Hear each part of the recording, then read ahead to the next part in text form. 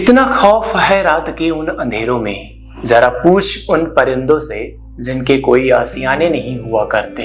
और कुछ खिलाड़ी भी ऐसे हैं जो आसमान में लंबी लंबी ऊंचाइयों तक उड़ते हैं, लंबी लंबी पारियां खेलते हैं, लेकिन उनका कोई जिक्र नहीं होता और उनको मिलती है तो सिर्फ और सिर्फ तमाम ऐसी चीजें जिसका वो एक्सपेक्ट नहीं करते। हाँ, एक खिलाड़ी की आज बात करेंगे जिससे साल 2024 में बीसीसीआई ने अपने कॉन्ट्रैक्ट से रद्द कर दिया था, उसको सालाना कॉन्ट्रैक्ट से हटा दिया गया था और उस खिलाड़ी ने साल 2025 में बीसीसीआई के मुंह पर तमाचा जड़ दिया, कहा कि नहीं नहीं नहीं नहीं नहीं नहीं, अरे फ्लावर समझे हो का, हम भी फायर ही हैं और हम वो सब करके दिखाएंगे जो तुमको चाहिए।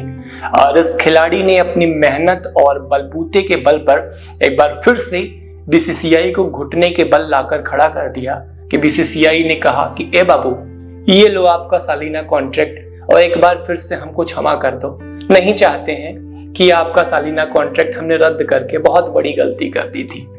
ये खिलाड़ी है श्रेयस अय्यर। अरे यार, इस खिलाड़ी की जितनी तारीफ की जाए उतनी कम है। भले ही श्रेयस अय्यर तीसरे चौथे नंबर पर भारतीय टीम में आते हैं, लेकिन श्रेयस अय्यर वो खिलाड़ी हैं जो भारतीय टीम के लिए खेलते हैं। श्रेयस अय्यर वो खिलाड़ी हैं जो पूरे देश के लिए खेलते हैं। श्रेयस अय्यर का अपना कोई पर्सनल माइलस्टोन नहीं है, मतलब खिलाड़ी अपने लिए नहीं खेलता है, पूरे देश के लिए खेलता है।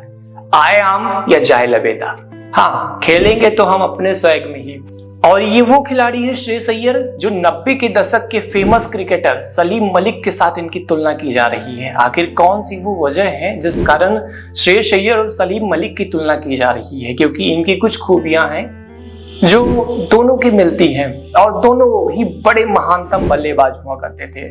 90 के दशक में याद होगा कि सलीम मलिक जब भी क्रीज पर आते थे तो बॉलर्स थर्राता था कि भाई किधर फेंकें, क्या करें, कैसे करें। हालांकि मैं 90 के दशक में पैदा नहीं हुआ था, लेकिन मैंने भी बहुत सारी किस्से कहानियां और बहुत सारे आर्टिकल्स ऐसे पढ़े हैं जिसमें ये जिक्र हुआ करता था कि सलीम मलिक जब भी क्रीज पर खड़े होते थे तो स्पिनर बॉलर ये समझ नहीं पाता था कि भाई फेंके तो फेंके कहां, क्योंकि वो अपनी फील्ड पर कुछ ना कुछ मूवमेंट किया करते थे, कभी आगे आना कभी पीछे जाना, मतलब वो एक जगह खड़े होकर नहीं खेलते थे ताकि बॉलर को लाइन लेंथ पता ना चल सके और बॉलर की लाइन लेंथ को भटका दिया करते थे। ऐसे हैं हमारे श्रेयस अय्यर। हाँ, श्रेयस अय्यर भी कुछ इसी मंसूबे की तरीके से खेलते हैं। वो खेल नहीं, वो स्पिनर बॉलर के दिमाग से खेलते हैं कि जब भी वो स्पिनर बॉलर वहां से रेडी होता है बॉल डालने के लिए, श्रेयस अय्यर कुछ ना कुछ मूवमेंट किया करते हैं पिच पर। मतलब अगर वो बैटिंग कर रहे हैं तो नहीं होगा तो आगे पीछे, थोड़ा सा आगे आएंगे, थोड़ा सा पीछे जाएंगे, इससे कि बॉलर को ये समझ में न आए कि भाई साहब ये बैटर करना क्या चाहता है और वो अपनी लाइन लेंथ से भटक जाए। और जैसे ही बॉलर अपनी लाइन लेंथ से भटकता है, तत्काल श्रेयस अय्यर इस मौके का फायदा उठाते हैं और फिर वो तूफानी पारी खेलते हैं जो दुनिया याद रखती है। श्रेयस अय्यर कुछ ऐसे खिलाड़ी हैं जिनकी तुलना 90 के दशक के खिलाड़ियों के साथ की जाती है। भले ही आप रोहित शर्मा, विराट कोहली के कितने ही गुणगान कर लो, कितनी ही बातें कर लो, लेकिन इस मिडिल ऑर्डर के खिलाड़ी को भी आपको याद रखना होगा। अगर चैंपियंस ट्रॉफी में श्रेयस अय्यर की पारी देखी जाए तो भाई लाजवाब है। मतलब खिलाड़ी ने क्या खेला है, चाहे ऑस्ट्रेलिया से मैच हो, चाहे न्यूजीलैंड से मैच हो, चाहे पाकिस्तान से मैच हो, सब में इस खिलाड़ी ने बहुत बढ़िया प्रदर्शन दिया है, या यूं कहें कि उम्दा प्रदर्शन दिया है। श्रेयस अय्यर को लेकर एक समय यह भी चल रहा था कि श्रेयस अय्यर को टीम इंडिया में जगह मिलेगी या नहीं मिलेगी, इस पर बहुत सारे सवाल उठ रहे थे। SSB जायसवाल और श्रेयस अय्यर की तुलना की जा रही थी क्योंकि टीम इंडिया में कुछ लिमिटेड जगह हैं जिस पे बीसीसीआई और कोच गौतम गंभीर और कप्तान रोहित शर्मा छेड़छाड़ कर सकते हैं। क्योंकि एक नंबर तो शुभमन गिल का फिक्स है, क्योंकि शुभमन गिल पहले से ही फॉर्म में है, तो एक नंबर के साथ छेड़छाड़ की नहीं जा सकती है।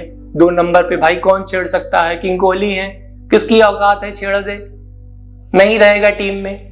और रोहित शर्मा कैप्टन है, कैसे छेड़ सकते हैं? KL राहुल विकेट कीपर है, किसी को तो कीपिंग करनी है, तो ये फिक्स खिलाड़ी थे। अब वो एक पोजीशन थी श्रेयस अय्यर की जिसको बीसीसीआई और बाकी सारे कोच, सेलेक्टर्स, कप्तान स्वयं मतलब फिट कर रहे थे कि यहां पर कौन खिलाड़ी फिट होगा। लेकिन श्रेयस अय्यर ने कहा कि भाई बंदे में है दम तो क्यों ढूंढ रहे हो तुम, हम दिखाते हैं ना कि मैच कैसे खेलते हैं।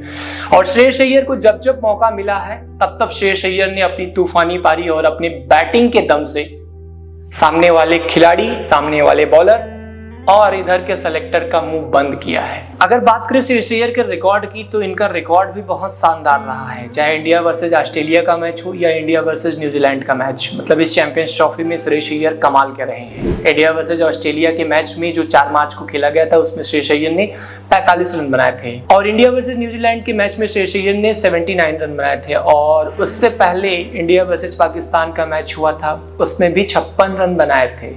और उससे पहले अगर बात की जाए तो बांग्लादेश वर्सेस इंडिया का जो मैच हुआ था उसमें श्रेयस अय्यर ने 15 रन बनाए थे। तो मतलब कहीं ना कहीं इनका साल 2024 का अंत और 2025 की शुरुआत श्रेयस अय्यर के लिए बहुत ही अच्छी है। और इस खिलाड़ी को आप अंडर एस्टिमेट नहीं कर सकते, इस खिलाड़ी को आप नज़रअंदाज नहीं कर सकते। इस खिलाड़ी को देना होगा फुल इज्जत और इसको देना होगा टीम इंडिया में जगह, क्योंकि ये खिलाड़ी है आगे का भविष्य। और इस खिलाड़ी की हर अदा निराली है। तमाम लोग श्रेयस अय्यर की अदाओं पे, बैटिंग पे, तमाम चीज़ों पे मुरीद हैं। हालांकि श्रेयस अय्यर को लेकर आपकी क्या राय है, कमेंट बॉक्स में अपनी राय ज़रूर बताएं।